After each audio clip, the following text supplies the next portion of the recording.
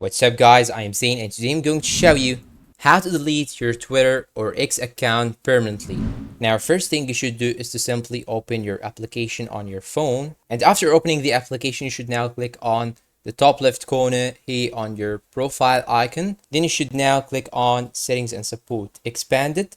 Then here you will see settings and privacy, tap on it, and now you have to choose your account, then go to deactivate account right here. Now click on deactivate account, then you will go down and click on deactivate. Now if you deactivate your account will be deactivated for a period of 30 days. If you didn't get back and reactivate it, it will be automatically permanently deleted. But if you come back again before the end of the 30 days period, you can log in again, then reactivate your account. And Twitter or X did that in order to help their users if they change their mind. So I'm gonna click on deactivate now. Then it will ask you to enter the password just in order to make sure that you are doing that.